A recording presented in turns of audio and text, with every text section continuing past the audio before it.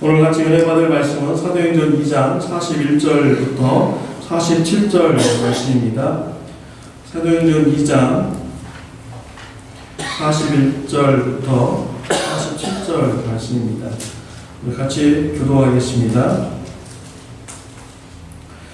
그 말을 받는 사람들은 침례를 받음에 이날의 제자의 수가 3,000이나 더하더라.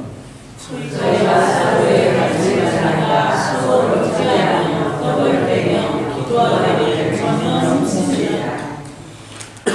사람마다 두려워하는데 서로들로 인하여 기사와 표적이 많이 나타나니 믿는 사람이 다 함께 있어 모든 물을 공유하고 또 재산과 소유를 팔아 각 사람의 필요를 따라 나눠주고 날마다 마음을 살자고 성전에 의를 있고 집에서 떡을 떼며 기쁨과 순전한 마음으로 음식을 먹고 하나님을 찬미하며 또 온 백성에게 칭송을 받으니 주께서 구원받는 사람을 날마다 더하게 하시느니라. 아멘.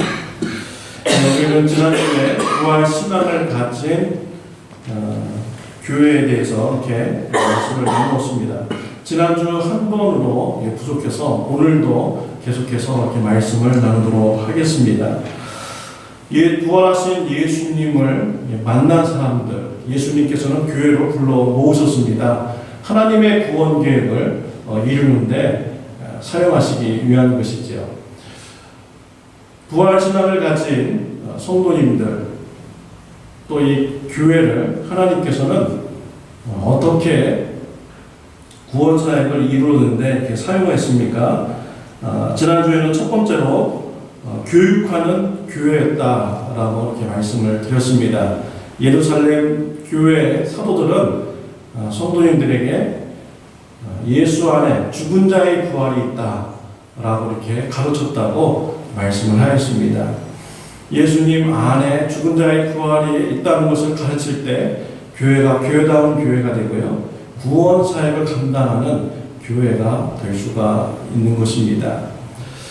저는 지난주에 박정순 집사님으로부터 긴급하게 연락을 받았습니다. 어머님이 위독하시다는 소식을 받았습니다. 그래서 목요일 저녁이라도 당장 찾아가겠다고 했더니 어머니가 놀라신다고 금요일날 아침에 뵙자고 이렇게 되었습니다. 그래서 금요일, 토요일 이렇게 만나 뵈었습니다. 의사 선생님이 6개월 사신다고 말씀을 하셨어요. 근데 6개월 더 사실지 아니면 덜 사셨을지 그것은 아무도 모르는 일이죠. 그래서 호스피스도 이게 불러서 이렇게 지금 약을 받으시면서 이렇게 계십니다. 지사님 댁에 방문해서 찬송을 이렇게 많이 했습니다. 찬송을 하면서 지사님께서 원하시는 찬송이 무엇이냐고 이렇게 물어봤어요. 그때 지사님께서는 221장을 이 찬송을 이렇게 말씀을 해주시더라고요. 그래서 우리가 같이 221장을 이렇게 찬양을 드렸습니다. 이 시간에 우리 한번 같이 찬양 드렸으면 좋겠습니다. 나는 복지 귀한 성에 들어가려며 내 중한 짐을 벗어버렸네. 죄 중에 다시 방황할 일 전혀 없으니 저 생명신의 가에 살겠네. 길이 살겠네. 나 길이 살겠네. 저 생명신의 가에 살겠네. 길이 살겠네. 나 길이 살겠네. 저 생명신의 가에 살겠네. 하겠습니다. 길이 살겠네. 나 길이 살겠네. 저 생명신의 가에 살겠네. 길이 살겠네. 나 길이 살겠네. 저 저 생명심에 달래 살겠네. 박정수 목사님은요, 어머니의 죽음 앞에서 생명을 찬송을 하였습니다. 길이 살겠네, 길이 살겠네, 나 길이 살겠네. 저 생명 신약가에 나 길이 살겠네 라고 죽음 앞에서 생명을 찬송했습니다. 영생을 찬송하였습니다. 어떻게 죽음 앞에서 생명을 찬송할 수가 있겠습니까? 예수 안에 죽은 자의 부활이 있음을 알기 때문이죠.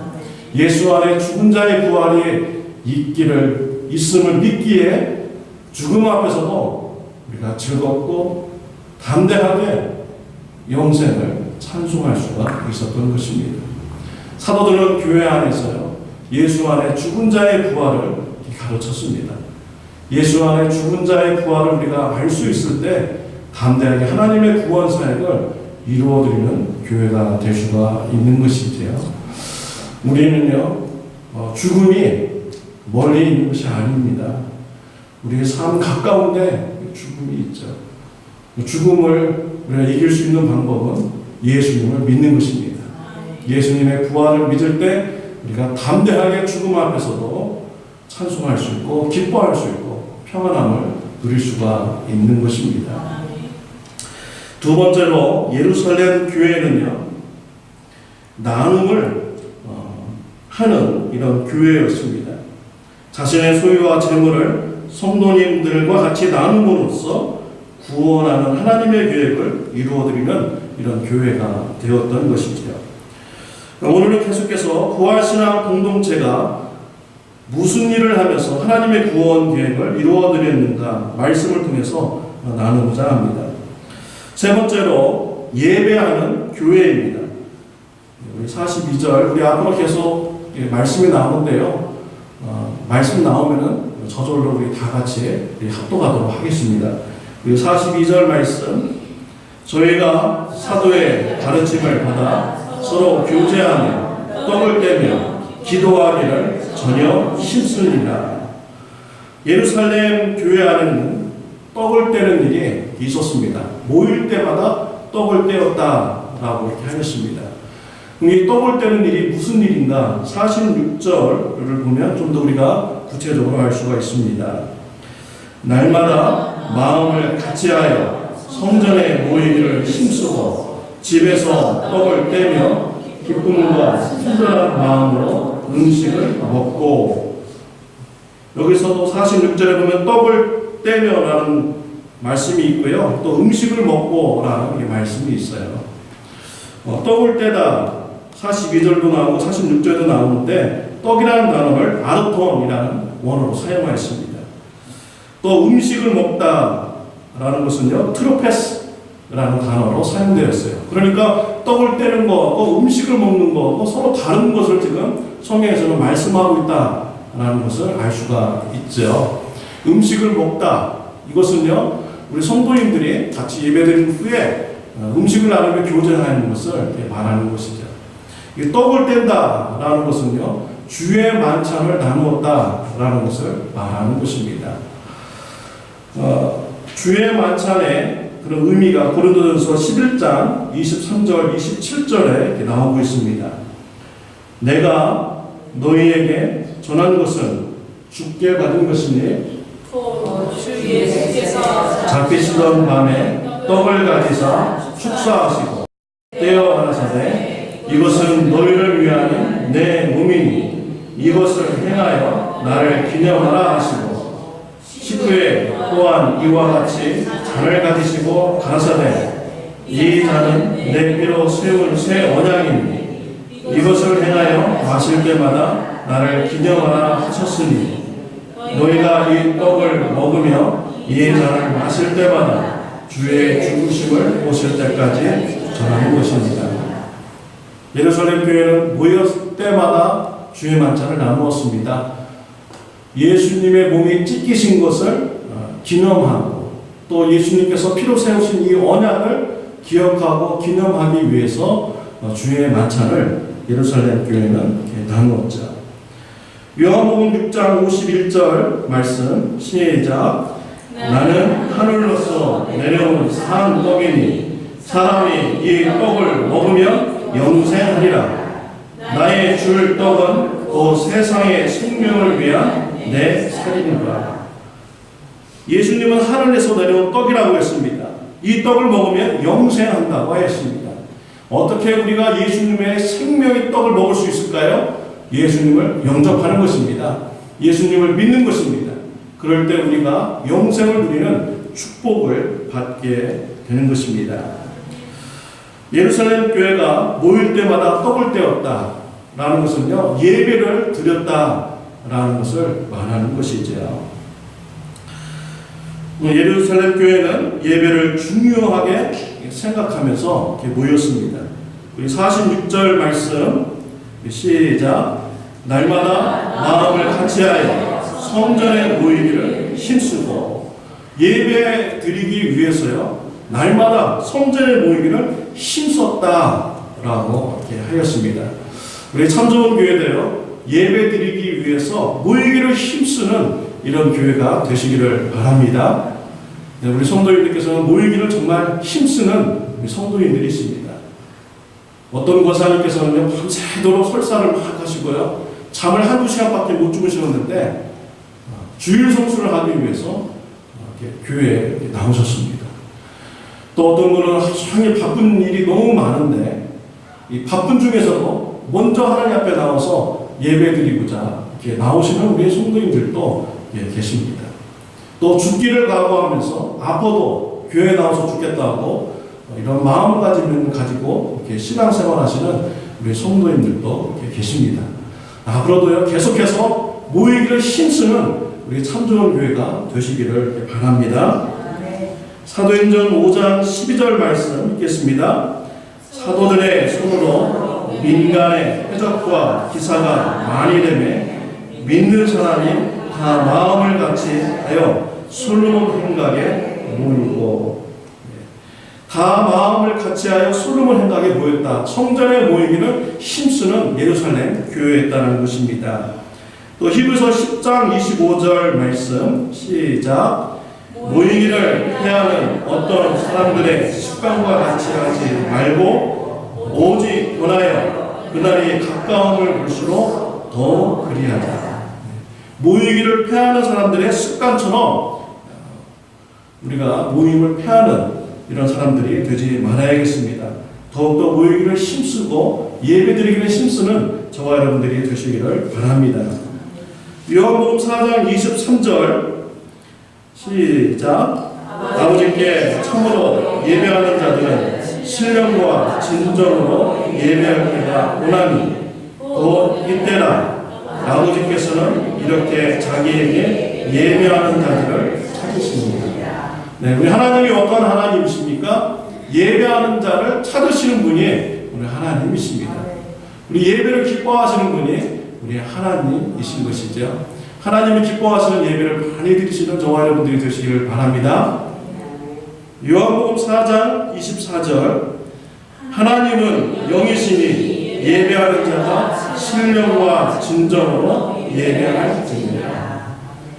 예배의 대상자는 우리 하나님이십니다. 우리 하나님께 예배드릴 때는 신령과 진정으로 드려야 됩니다. 진정이라는 것은 바로 예수님을 말하는 것이죠. 진리 되신 예수님, 예수 그리스도의 보혈의 피로 우리가 담대하게 예배 자리에 나오고요, 성령의 인도하심을 따라서 우리 하나님께 예배드려야 되는 것이죠. 성령의 인도하심을 따라서 찬양을 드리고, 성령의 인도하심을 따라서 기도하고, 성령의 인도하심을 따라서 말씀을 선포하고, 이러한 신령과 진정으로 드리는 예배를 하나님은 기뻐하시는 것입니다. 또 우리 예배는요, 이곳에 와서 예배 드리는 것도 있지만 또 삶으로 드리는 이런 예배가 있습니다. 로마서 12장 1절 그러므로 형제들아 내가 하나님의 모든 자비하심으로 너희를 권하노니 너희 몸을 하나님이 기뻐하시는 거룩한 산 제사로 드리라. 이는 너희의 드릴 영적 예배입니다. 우리가 이 예배당에 와서 예배드리는 것도 있지만 우리 삶 속에서 우리를 산 제사로 드리면서 삶을 통하여 하나님 앞에 예배를 드려야 되는 것입니다. 히브리서 13장 15절 이러므로 우리가 예수로 말미암아 항상 찬미의 제사를 하나님께 드리자. 이는 그 이름을 증거하는 입술의 열매입니다. 우리 삶 가운데서요, 여러분 고요하십니까? 하나님을 찬송하시기를 바랍니다. 찬송 드리는 것도 찬미의 제사다, 찬미의 예배다 라고 이렇게 말씀을 하였어요. 또 많은 사람들 앞에서, 가족들 앞에서도 우리가 찬양을 할 때요, 그 이름을 증거하는 입술의 열매가 된다 라고 이렇게 말씀을 하셨습니다. 여러분은 집에서 찬양을 많이 하셔서 찬송의 제사, 찬송의 예배를 하나님 앞에 드리는 삶이 있으시기를 바랍니다. 또 히브리서 13장 16절 오직 선을 행하고 서로 나눠주기를 잊지 말라. 이 같은 제사는 하나님이 기뻐하시느니라. 우리가 삶 가운데서 나의 소유를 필요한 사람들에게 나눠주는 것, 이 같은 제사를 하나님이 기뻐하신다라고 했습니다. 삶을 통하여서, 나눔의 삶을 통하여서 하나님이 기뻐하시는 예배를 많이 드리시기를 바랍니다. 우리가 예배에 모이기를 힘쓰고 그럴 때, 또 우리 삶 가운데서 예배를 드릴 때 하나님은 우리 예배를 통하여 하나님의 구원 사역을 이루어 가시는 것입니다. 예배를 통하여 하나님의 구원 사역을 이루어드리게 귀한 쓰임받는 저와 여러분들이 되시기를 바랍니다. 네 번째로 기도하는 교회였습니다. 우리 42절 기도하기를 전혀 힘쓰니라. 예루살렘 교회는 기도하는 교회였어요. 예수님께서 예루살렘을 떠나지 말고 성령 받기를 기다리라 라고 하셨는데요. 예루살렘 교회가 어떻게 기다렸습니까? 기도하면서 기다렸습니다. 기도함을 통하여서 성령의 충만함을 받는 교회가 된 것이죠. 또 사도행전 4장 31절 말씀 시작. 일기를 다음에 모인 것이 진동하더니 우리가 다 성령이 충만하여 담대히 하나님의 말씀을 전하느라. 예루살렘 교회 안에는 표적과 기사가 많이 있었습니다. 베드로가 요한이 성전에 기도하러 갈 때 성전에서 안진뱅이를 봅니다. 예수님의 이름으로 일어나 걸으라 라고 하자 안진뱅이가 치유되는 역사가 일어났습니다. 근데 종교지도자들이 베드로와 요한을 감옥에 붙잡았습니다. 그리고 재판장에 세웠어요. 근데 안진뱅이를 일으키는 이런 착한 일 때문에 그들에게 형벌을 내릴 수가 없었어요. 어쩔 수 없이 풀어주게 됩니다. 베드로와 요한은 예루살렘 교회로 돌아와서 이러한 일을 성도님 앞에 간증을 합니다. 그리고요, 같이 기도하였어요. 기도할 때 그 모인 곳이 진동을 하더니 다 성령의 충만을 받아서 하나님의 말씀을 담대하게 전하는 이런 역사가 일어났습니다. 기도할 때 성령의 충만함을 받습니다. 또 기도할 때 하나님의 말씀을 담대히 전할 수 있는 이런 힘을 받게 되는 것이죠. 예루살렘 교회는 이와 같이 기도에 힘쓰는 이런 교회였습니다. 또 사도행전 12장에 보면 헤롯 왕이 사도 야고보를 붙잡아서 죽였습니다. 유대인들이 기뻐합니다. 그러자 이제 사도 베드로를 잡아서 죽이려고 했습니다. 감옥에 갇혔죠. 이때 예루살렘 교회는 어떻게 했습니까? 마가의 어머니 집에 모여서 기도하였어요. 하나님께서 그 기도에 응답해 주셨습니다. 천사를 보내어서 베드로를 옥에서 나오게 하셨습니다. 베드로가 초대교인들이 모여있는 마가의 어머니 집에 가서 문을 두드렸어요. 종이 베드로의 소리를 듣고서 기도하고 있는 예루살렘 교인들을 향해서 베드로가 왔다라고 전해줍니다. 근데 예루살렘 교인들이요, 이 소리를 듣고서 미쳤다라고 했어요. 하나님께서 이와 같이 빨리 응답을 하여 주신 것이죠. 초대교회는요, 어려움이 있을 때 모여서 기도하는 교회였어요. 그래서 하나님부터 기도 응답을 받는 이런 교회였던 것이죠. 우리 참정원 교회도 기도하는 교회가 되시기를 바랍니다. 안디옥 교회도 기도에 열심을 가진 교회였습니다. 그들이 금식 기도할 때 성령님께서 충만하게 임하셨습니다. 바나바와 바울을 세우라고 하고 이방인의 사도로 파송하라고 하셨습니다.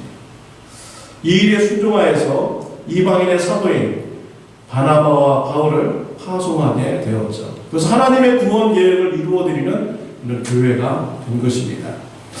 우리 참 좋은 교회가 기도할 때요, 하나님의 구원 계획을 이루어드릴 수 있는 교회가 될 수가 있는 것입니다. 누가복음 19장 46절 말씀, 시작. 저희에게 이르시되 기록된 바 내 집은 기도하는 집이 되리라. 교회는 어떤 교회가 되어야 됩니까? 기도하는 교회가 되어야 하는 것이죠. 우리의 힘으로 하나님의 구원 사역을 감당할 수가 없습니다. 저와 여러분의 지식에 얼마나 한계가 있습니까? 이웃을 설득시키는데 우리 한계가 있죠. 남의 사람들의 그런 종교를 바꾼다는 것이 얼마나 힘듭니까? 우리의 힘으로 감당할 수가 없어요. 하나님의 은혜가 있어야 됩니다. 우리가 기도해야 돼요. 그럴 때 우리 하나님의 구원 사역을 감당하는 교회가 될 수가 있는 것입니다. 우리가 4월부터는 우리가 삼겹줄 기도 모임을 재편성해서 우리가 기도 모임을 우리가 가지게 됩니다. 4월, 5월, 6월 이렇게 석 달간의 새로운 조를 편성해서 기도 모임을 가져요. 여러분 열심히 모여주시길 바라요. 기도하시길 바랍니다. 그때는요, 가족 중에 예수 믿지 않는 사람들, 이분들의 그런 명단을 같이 조언해서 같이 나누시길 바라요. 그리고 그 구원받지 않는 가족을 위해서 여러분 기도하시기를 이렇게 바랍니다. 그리고 6월 달에 돼서는요, 여러분 그 조에서 그 믿지 않는 가족을 초청해서 예수님 영접할 수 있는 기회를 드리시길 바랍니다. 그래서 여러분 조원 중에서 예수님의 복음을 전할 수 있는 사람이 있으면 복음을 전하시기를 바랍니다. 나는 못해요. 난 자료가 없는 것 같아요. 그럼 우리 교회에서 자료를 제공해 줄 거예요. 사형리도 있고요. 두줄 전도법도 있고요. 또 우리 전도폭발 전도법도 이렇게 있어요. 그래도 나는 못하겠어요. 그러면요, 저를 초청하시기 바랍니다. 한국 사람이라면 제가 한국말로 복음을 전하겠어요. 그리고 남편이 미국 분들, 그런 분들은요, 우리 이엠 전도사님 계십니다. 우리 박 전도사님 계세요. 박 전도사님이 가서서 복음을 제시하여 줄 것입니다. 그때 여러분들 가족분들 초청해가지고 한 번 모일 때 한 분씩 초청해도 돼요. 미국 분 따로, 한국 분 따로, 자녀들 따로 이렇게 따로 날짜를 잡아서 초청하셔도 됩니다. 그때요, 풍선도 준비하시고 꽃도 이렇게 준비하셔가지고 예수님을 영접하면은 선물을 이렇게 드리시길 바랍니다. 그리고 영접하지 않으면은 다음 기회에 꼭 예수님 영접하시라고 또 이렇게 선물도 이렇게 주시기를 이렇게 바랍니다. 그래서 우리 4월과 5월, 6월 달은요, 가족 중에 믿지 않는 사람들을 위해서 열심히 모여서 기도에 힘쓰는 저와 여러분들이 되시기를 바랍니다. 그래서 우리가 기도할 때 하나님의 구원 사역을 우리가 감당할 수가 있습니다. 3개월 열심히 기도하여서 영혼 구원 사역 잘 감당하시는 우리 참 좋은 교회가 되시기를 바랍니다. 예배를 통하여 또 기도를 통하여 구제를 통하여 또 하나님의 말씀을 가르치는 일을 통하여서 영혼 구원 사역을 감당하시는 저와 여러분들이 되시기를 바랍니다. 기도하시겠습니다. 하나님